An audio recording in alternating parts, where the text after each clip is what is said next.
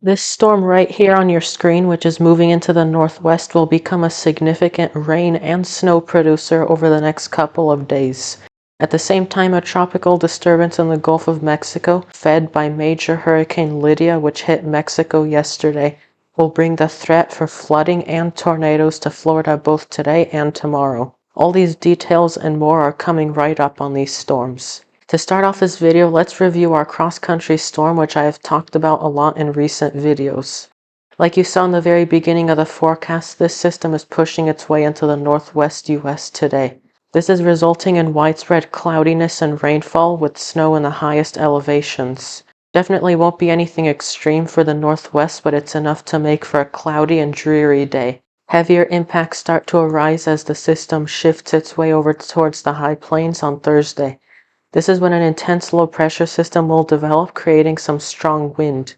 This could result in wind damage, which isn't even related to thunderstorms. Precipitation will also start getting heavier over the plains and the mountainous terrain. As we head into Thursday afternoon and evening, widespread heavy rainfall will be occurring from Wyoming into Iowa as snowfall occurs in the mountains. This trend will continue for several hours before things keep going downhill. By Thursday evening, severe storms are expected to develop ahead of the low-pressure area over Nebraska and Kansas. As we go forward in time, these severe storms will head eastward with a strong snowstorm ongoing in Wyoming and western Nebraska. On Friday, we'll see the severe threat subside, at least for the morning. Heavy rain will move from the Dakotas and Nebraska more towards the upper Midwest, with snowfall slowing down in the mountains. Friday afternoon and evening may bring another eruption of severe storms from Missouri into Iowa, right ahead of that low-pressure area. These types of storms look capable of producing at least some isolated tornadoes, so I would look out for that possibility as we go forward. The severe threat will eventually subside as we head into the early morning hours of Saturday, with rainfall heading towards the Great Lakes. Remnant moisture in the south from a tropical disturbance will then get pulled through the Carolinas into that bigger storm on Saturday, which will allow for rain to gradually fill into the northeast. The rainfall will continue moving into the northeast and mid-Atlantic as the low-pressure system moves through, continuing all the way through Sunday and then clearing up more by Monday. Even well after this storm moves out, it looks like some remnant showers may persist in the Ohio Valley, which may be caused by colder air moving over the Great Lakes. This is how much rain we may be left with after this storm moves through. Precipitation shouldn't be too heavy for much of the northwest, with the heaviest rains really staying confined to western Washington and Oregon. Precipitation will pick up in intensity from Wyoming and eastward into the mid-Atlantic. Areas in the blue may see about 1 to 2 inches with up to 3 inches of rain in the purple. The red shades across the plains into the upper Midwest look to receive the heaviest rain, with 3 to 5 inches of rainfall being possible.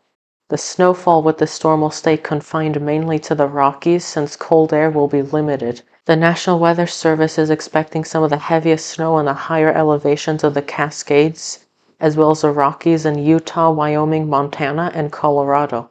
The Black Hills of South Dakota look to get some heavy snow as well. We may even get some snow to reach western Nebraska, but temperatures look to stay above freezing, so only about a trace to 1 inch of snow is expected. Now for the severe weather side of things. Isolated severe storms will begin today, Wednesday, October 11th, from Nebraska and South Dakota into Illinois. These storms will have the primary risk of isolated damaging wind and maybe some large hail. The main event will be tomorrow, Thursday, October 12th. This will be when the storm hits its peak intensity. A slight risk has been maintained over portions of Kansas and Nebraska and small portions of Iowa and Missouri.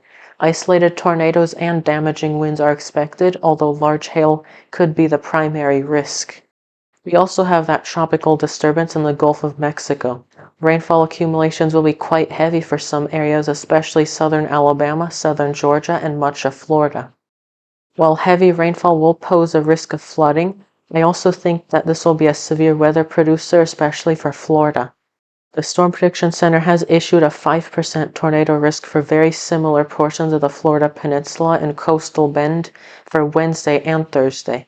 This includes places like Tampa and Orlando and many other cities. With that said, that will conclude this video. For more important weather forecasts like this one, definitely consider subscribing to this channel. Thank you for watching.